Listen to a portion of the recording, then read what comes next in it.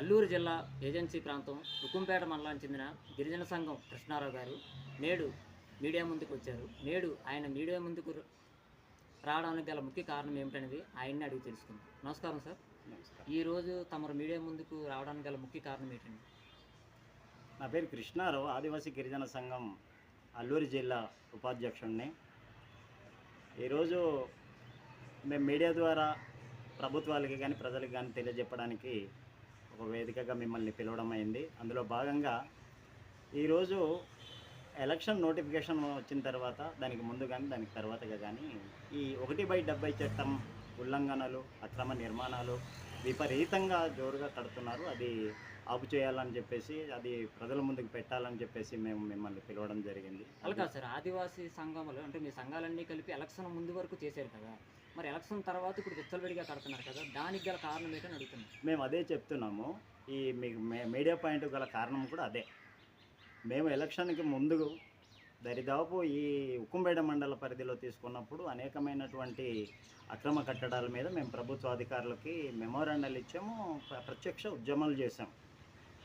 ఆ కోవలోనే మేము ఎలక్షన్ నోటిఫికేషన్కి 18వ తారీఖు వరకు కూడాను ఒకళ్ళిద్దరు కడుతున్నటువంటి అక్రమ నిర్మాణాలపై మేము మా పిలుపు మేరకు కొన్ని ఉద్యమాలు జరిగాయి. అయితే నోటిఫికేషన్ వచ్చింది కదా, దానికి 144 సెక్షన్ అమల్లో ఉంది.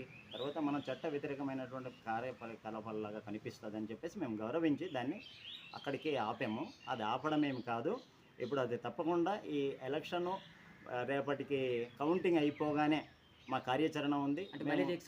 మేము మిలిటెంట్ ఉద్యమం చేస్తాము. 170 పటిష్టంగా అమలు చేయడానికి ఎవరైతే దీన్ని ఉల్లంఘనలకి కొనుగొంటున్నారో, కారకులవుతున్నారో వాటన్నిటి మీద సమగ్రమైనటువంటి విచారణ జరగాలి. అదే కోవలో చట్టం అమలు జరగడానికి కోసమే మేము తప్పకుండా మిలిటెంట్ ఉద్యమానికి మేము సిద్ధం కావడానికి, ఈ నోటిఫికేషన్ ఎప్పుడైతే దాన్ని రద్దు అవుతుందో అప్పటి నుంచి మా ఉద్యమం కొనసాగుతుందని. సార్, మీరు కూడా చాలా సందర్భాల్లో చూడండి, అంటే మీలాంటి వారు ఎవరైనా ఒక ప్రెస్ నోట్ రిలీజ్ చేశారనుకోండి, ఆ రోజు అధికారులు స్పందిస్తున్నారు, తర్వాత యథావిధిగా జరుగుతుంది. మరి దీనికి మీరు ఏమంటారు సార్? కరెక్ట్గా మేము చెప్తున్నాము. మేము గిరిజన సంఘంగా ఒక అక్రమ కట్టడం ఉన్నదని చెప్పి ఒక విఆర్ఓకో, ఒక తహసీల్దార్కో, లేదు కలెక్టర్ గారికో మేము కాగితాలు అయితే ఇవ్వగలం. మేము ప్రత్యక్ష ఉద్యమాల్లో అప్పుడప్పుడు పాల్గొకూడదు, అది చట్టం చేతుల్లో తీసుకోకూడదు, అది మాకు తెలుసు. అయితే మేము ఎప్పుడైతే ప్రకటన ఇచ్చామో మేఘాలుగా ఈ రెవెన్యూ కింద స్థాయి అధికారులంతా ఎవరైతే అక్రమ కట్టడదారులు ఉన్నారో వారి దగ్గరికి పోతున్నారు, ముక్కుపిండి డబ్బులు వసూలు చేస్తున్నారు. కారణంగానే ఇప్పుడు ఈ అక్రమ నిర్మాణాలు విపరీతంగా కడుతున్నారు. వారి దగ్గర నుండి కట్టిస్తున్నారు. ఇంకా అంతే, అది వారి కట్టడం కాదు, ప్రోత్సహిస్తున్నారు గిరిజనేతరులకి. ఇది రెవెన్యూ అధికారుల వైపరీత్యం. రెవెన్యూ అధికారులు అక్రమ కట్టడాల దగ్గర నుంచి వచ్చేటటువంటి డబ్బుతోటే వీరు జీవనం సాగిస్తున్నారు, లగ్జరీ చేస్తున్నారని చెప్పి ఈ సందర్భంగా మేము తెలియజేస్తాం. ఇది నిజమా మీ ఆరోపణ? మేము ఇక్కడికిక్కడే ఉక్కుంపేట మండల కేంద్రానికి మా ఎంఆర్ఓ కార్యాలయానికి పెద్ద డిస్టెన్స్ ఏం లేదు. వాళ్ళ పక్కనే వారి ఆఫీస్కి ఆనుకొనే ఒకళ్ళు కడుతున్నారు. చాలా అపార్ట్మెంట్ కడుతున్నారు. దాని మీద పోరాటాలు చేశారు. వాటి మీద మేము అనేక సార్లు వారికి ఫిర్యాదులు ఇచ్చాం. తీరా అది అక్రమం అని చెప్పి వారికి తెలిసి కూడా వాళ్ళు ఏం చేస్తున్నారంటే, వాళ్ళ దగ్గర తీసుకున్నటువంటి డబ్బులకి లొంగి ఇంకా వాళ్ళకే దాసమవుతున్నారు. వాళ్ళకి ఆ స్థలం అప్పచెప్పడానికే వారి కంకణం కట్టుకొని పూనుకొని ఉన్నారు. అది మేము ఎట్టి పరిస్థితుల్లో సాగనివ్వమని చెప్పి ఈ సందర్భంగా తెలియజేస్తాం. సార్, అంటే ఇప్పుడు మీరు గిరిజనుల కోసం అని చెప్పని పోరాటాలు, ఇలా హక్కులు చట్టాల కోసం పోరాటాలు చేస్తున్నారు కదా, మరి దీన్ని ఏమైనా గిరిజనులు వేరే ఉద్దేశంతో ఆలోచించి సపోర్ట్ చేయట్లేదంటారా? అసలు ఎందుకులే అని చెప్పని, అంటే పోతే పోనీ అన్నట్టు ఉంటున్నారు. మరి మీ హక్కులు చట్టాలు కాపాడాలంటే మీరు ఒకరే కాదు కదా సార్, యావత్ గిరిజనులు అందరూ ఇవ్వాలి కదా, మీకు ఎందుకు సపోర్ట్ చేయట్లేదు సార్? యాక్చువల్గా 1/70 భూ బదలాయింపు నిషేధ చట్టం, ఈ నిషేధ చట్టం ఎప్పుడైతే అది రాజ్యాంగంలో పొందపరిచారో అప్పటి నుంచి అది ఇంచైనా బయట కదలలేదు. కారణం ఏంటంటే, ఆ చట్టం మీద బాధితులైనటువంటి ఆయా ప్రాంత 5th షెడ్యూల్ ప్రాంతంలో ఉన్నటువంటి గిరిజనులకు ముందుగా వాళ్ళకి అవగాహన లేకపోవడం ఒకటి ప్రధాన కారణం. రెండవది, ఎవరైతే గిరిజన ఓట్లతోటి గిరిజన ప్రాంతంలో ఉన్నటువంటి గిరిజన ఎమ్మెల్యేలు కానీ ఎంపీలు కానీ ఈ చట్టం మీద వారికి అవగాహన లేకపోవడం. ఈ చట్టం గిరిజనులకి కవచం లాంటిది. ఈ చట్టం ఉంటేనే గిరిజనుల మనుగడ సాగుతుంది, లేదంటే గిరిజనుల మనుగడ సాగదు. దీని మీద వీరి శాసనసభల్లో కానీ పార్లమెంట్లో కానీ ఏ ఒక్క నాయకుడు మాట్లాడిన సందర్భాలు లేవు. సరిగదా మా ప్రజలకి కానీ ఈ చట్టం మీద ఎవరైనా అవగాహన పరిచింది కూడా చాలా తక్కువ. సో వారు వ్యతిరేకిస్తలేదు, ఉద్యమాలకి వారు సహకరిస్తున్నారు, కానీ ప్రత్యక్ష ఉద్యమాల్లో వారు రాలేకపోతున్నారు. చట్టం లేకపోతే మాకు ఇబ్బంది అన్న సంగతి నాడు కంటే నేడు చాలా మందికి అంటే గిరిజనులకు అవగాహన లేదని మీరు అంటున్నారు, కొంతమంది బినామీలుగా మారి ఇప్పుడు చేస్తున్నారు. మరి దానికి మరి అంటే మీరు పోరాటాలు ఉద్యమాలు చేస్తున్నారు, మరి మీ గిరిజనులు కూడా మరి బినామీలుగా మారి చేస్తున్నారు కదా. నేను అదే అంటున్నాను కదా, గిరిజన వ్యతిరేక రాజకీయ పార్టీలలో ఉండేటటువంటి గిరిజన రాజకీయ బినామీలు, ఎవరి దళారీలు అంటాం మేము ఒక మాటలో చెప్పాలనుకుంటే. ఒక పక్క వీరు, రెండో పక్క ఈజీ మైండ్ కోసం కొంతమంది మా గిరిజనులు ఉన్నారు. వాళ్ళు గిరిజనేతరులకు కొమ్ము కాసి వారి బినామీలుగా డబ్బు సొమ్ము చేసుకుంటున్నారు. వీరి వల్లే తప్ప ఓవరాల్గా గిరిజనుల వల్ల ఏది ఉల్లంఘన జరగట్లేదు. అంటే రెండు పక్షాలు ఉన్నది ఇక్కడ, ఒకటి బినామీలని సహకరించే బినామీలు, ఒకటి గిరిజనేత వ్యతిరేక పార్టీలకు ఎవరైతే గిరిజనులుగా అక్కడ ఉండి ఎవరైతే ఆ బాసు చెప్పినట్టుగా నడుచుకుంటున్నారో వారి మాటలకి, వారు ఇచ్చేటటువంటి తాత్కాలిక ప్రయోజనాలకి సిద్ధపడి వీళ్ళు గిరిజనులకు మోసం చేస్తున్నారు. కాబట్టి వారు గిరిజన రాజకీయ దళారులుగా మేము గుర్తిస్తాం. కాదు సార్, అంటే మీరు స్టేట్మెంట్ ఇచ్చినట్టు ఇది అవుతున్నారు కదా, వెళ్ళి అంటే అక్కడికి వెళ్ళి ఆపమని చెప్పని చెప్తున్నారు, అది మాకు కూడా తెలుస్తుంది. కానీ మళ్ళీ యథావిధిగా కొడుతున్నా సరే మరి ఇక్కడ మండల అధికారులు అంటే మీరు అన్నది కరెక్ట్, ఎందుకంటే చర్యలు అయితే తీసుకోవట్లేదు సార్, నిజంగా తీసుకోవట్లేదు. వాస్తవంగా మీరు ఒకటి గమనించాలి మీడియా మిత్రులు, 5వ షెడ్యూల్ భూభాగంలోని ప్రత్యేకమైనటువంటి పరిపాలన అధికారాలు ఉంటాయి.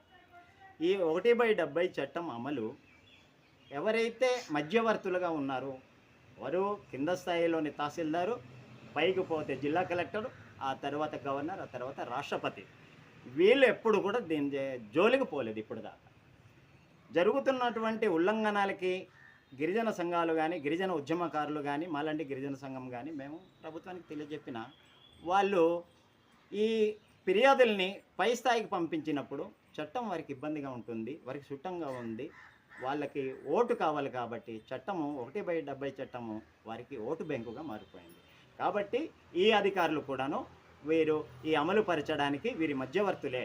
అయితే ఈ చట్టాన్ని పటిష్టంగా అమలు పరుచుకునేది ఇక్కడ ప్రత్యేక పరిపాలన అధికారం ఉన్నదంటున్నాను కదా. ఈ ప్రత్యేక అధికారాలు ఎవరికి ఉంది? గిరిజనులకు మాత్రమే ఉంది. సో ఈ ప్రత్యేక అధికారాల ద్వారా 1/70 చట్టాన్ని పటిష్టంగా అమలు కోసం ఇది మిలిటెంట్ ఉద్యమాలు తప్పక తీసుకోవాల్సిన బాధ్యత ఉంది, అవసరం ఉంది. ఇదే ఆఖరి క్షణం కాబట్టిగా మేము అటువంటి ఉద్యమాలు తీసుకుంటాం. వారు అక్రమ నిర్మాణాలని వారు తొలగించలేరు, మాకు అధికారం ఉన్నది కాబట్టి మేమే తొలగిస్తాం అంటున్నాం కదా.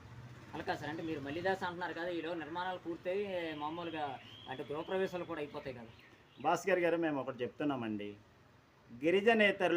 గిరిజనులకి ప్రత్యేకమైనటువంటి వైరుధ్యం, ఇండివిజువల్ వైరుధ్యం ఏమీ లేదు. ఇక్కడ ప్రత్యేకమైనటువంటి వైరుధ్యం ఏముంది? వారు వచ్చి ఇక్కడ బతకూడదని మేము అనట్లేదు, వారు బతకవచ్చు. కానీ ఏదైతే స్థిరంగా శాశ్వతమైనటువంటి నిర్మాణాలు కట్టకూడదు, అలా హక్కులు కలిగి ఉండకూడదు, చట్టం చెప్తుంది, మేము చెప్పేది కాదు. కాబట్టి ఎవరైతే చట్టం ఉల్లంఘన చేస్తున్నారో వారి మీద మేము తప్పకుండా ప్రత్యక్ష దాడికి వెళ్ళక తప్పదు, లేదంటే మా చట్టం ఉల్లంఘన అవుతుంది కదా. కాబట్టి మేము తప్పకుండా దాని మీద మిలిటెంట్ ఉద్యమానికే వెళ్తాం, ప్రత్యక్ష ఉద్యమాలకే పాల్గొంటాం. అప్పుడు కాకుండా ఈ చట్టం అమలు కాదని చెప్పేసి మాకు విశ్వాసం ఉంది. నేడు మన కృష్ణారావు గారి కథనం ప్రకారము నేడు అక్రమ కట్టడాలు అయితే కడుతున్నారండి. మేము ఎలక్షన్ల ముందు వరకు కూడా పేపర్ స్టేట్మెంట్ అని కాదు, ఉద్యమాలు కూడా చేశారు, అవన్నీ మనకు కూడా తెలుసు. కాకపోతే ఎలక్షన్ కోడ్ నిమిత్తము ఇప్పుడు మేము కొంచెం ఏంటంటే ఇక్కడ 144 సెక్షన్ అలాగే కొన్ని నిబంధనల వల్ల మేము ముందుకు రాలేకపోతున్నామని అన్నారు. తప్పనిసరిగా ఇప్పుడు కడుతున్న ఇల్లు అయితే మాత్రం గ్యారంటీగా కొన్ని రోజుల్లోనే మేము మలిదాస కార్యక్రమం చేపట్టబోతున్నాం. అంటే దీక్షలు అలాగే ఏంటంటే పోరాటాలు కూడా మేము చేయాలని చెప్పని సిద్ధంగా ఉన్నారు. ఏదేమైనప్పటికీ అక్రమ కడ్డాలు అయితే నేడు తారాస్థాయికి చేరిపోయాయని చెప్పని ఆయన అంటున్నారు. మా హక్కులు చట్టాలు కాపాడుకోవడానికి రాబోయే రోజుల్లో జిల్లా అధికార యంత్రాంగం కూడా తెలియజేసి మా హక్కులు చట్టాలు కాపాడుకుందామని చెప్పని ఆయన ఆవేదన వ్యక్తం చేస్తున్నారు. అలాగే ఇంకో విషయం ఏంటంటే ఇక్కడ రెవెన్యూ వాళ్ళు కూడా ఏదో మేము పేపర్ స్టేట్మెంట్ ఇచ్చిన వెంటనే పట్టించుకుంటున్నారండి, తర్వాత మళ్ళీ అక్కడ విచ్చలవిడిగా వదిలేస్తున్నారంటే మరి దీని వెనకాతల ఆంతర్యం మరి ముడుపులు అని చెప్పని ఆయన అంటున్నారు. మరి ఆయన ఆరోపణలో లేకపోతే వాస్తవం అనేది కూడా అది అంటే అందరికి తెలియాల్సి ఉంది. ఏదేమైనప్పటికీ కొంతమంది అయితే మాత్రం ఇక్కడ వచ్చి ఆపిన తర్వాత అంటే ఎక్కడో కాదు, అంటే మనకి ఇక్కడ ఏంటంటే అధికారులు హస్తం ఉన్నదని కూడా మనకు తెలుసుకోవాల్సిన ముఖ్య విషయం ఏంటంటే రాళ్ళగడ్డ వంతెన అవతల ఒక అక్రమంగా కడుతున్న అంటే ఒక గవర్నమెంట్ స్థలంలో కడుతున్న వ్యక్తిని వెంటనే ఆ భవనం నిలిపివేయాలని చెప్పని అక్కడ బోర్డు కూడా పెట్టారు. తర్వాత నెల 15 రోజుల తర్వాత దానికి ఎల్పీసీ ఉందని చెప్పని అన్నారు. అంటే ఎల్పీసీ అంటే ఆ రోజు లేని ఎల్పీసీ ఈ రోజు ఇచ్చారంటే అది అధికారులే ఇవ్వాలి కదా అని అంటున్నారు. అది మరి అంటే ఆ రోజు లేనిది ఈ రోజు ఇచ్చారంటే మరి ముడుపులు తీసుకోకుండా ఎలాగిచ్చారని చెప్పని విమర్శలు కూడా వెలువెత్తున్నాయి. మరి ఏదైనప్పటికీ మరి ఇప్పటికైనా సరే అధికారులు స్పందించి అక్రమ కడ్డాలు నిలిపివేసి మరి గిరిజనుల హక్కులు చట్టాలు కాపాడతారా, లేకపోతే గిరిజనుల హక్కులు చట్టాలే కదా వాళ్ళు వెళ్ళకపోతే మనకెందుకులే, మన జీతాలు మనకు వస్తున్నాయని చెప్పని గాలికి వదిలేస్తారు. ఈ సమస్య అనేది వేచి చూడాల్సింది. మేడం గారు, ఇప్పుడు ఈరోజు గిరిజన సంఘం నుంచి కృష్ణారావు గారు ఇలాగా అక్రమ కట్టడాలకి రెవెన్యూ వాళ్ళు హస్తం ఉంది, ముడుపులు తీసుకుంటున్నారని చెప్పని ఈరోజు మాకు తెలియజేశారు. మరి దీనికి మీరేమంటారండి? సార్ మేమైతే ఎవరి దగ్గర ముడుపులు కానీ ఎటువంటి ఆర్థికంగా డబ్బులు తీసుకోవట్లేదు. అంటే ఆయన ఏంటంటే ఇలాగ ఏదైనా స్టేట్మెంట్ పేపర్లో వస్తే వెంటనే వెళ్తున్నారో తర్వాత మళ్ళీ వాళ్ళు పట్టించుకోవట్లేదు అని చెప్పని అంటున్నారు. లేదు లేదు, మేము మరి ఎవరి దగ్గర డబ్బులు రాల్చి పడట్లేదు, ఎవరి దగ్గర కూడా తీసుకోవట్లేదు. మరి ఎందుకు ఆపట్లేదండి మరి అక్రమ కడ్డాలు? మేము ఆపిన సెలవు రోజులు కానీ నైట్ టైమ్స్ కానీ వాళ్ళు మళ్ళీ స్టార్ట్ చేసుకొని చేస్తున్నాం. హెచ్చరిక బోర్డులో పెడితే ఆపుతారు కదా మరి? హెచ్చరిక బోర్డు పెట్టినా కొన్ని దగ్గర తీసేస్తున్నాం. మరి ఈ సంగతి మరి ఉన్నతాధికారులకు తెలియజేయాలి కదండి, ఉన్నతాధికారులకు తెలియజేయాలి కదా మరి. తెలియజేసినా మరి అందరు చెప్పినా కూడా వినిపించుకోవట్లేదు. 70 ఉల్లంఘనకు నిరంతరం ప్రత్యేక కథనాలు గిరిజన న్యూస్ ద్వారా మేము రిలీజ్ చేయడం జరుగుతుంది. అలాగే దీనిపై వచ్చే వారం కూడా 2వ విడత తప్పనిసరిగా కూడా విడుదల చేయడం జరుగుతుంది.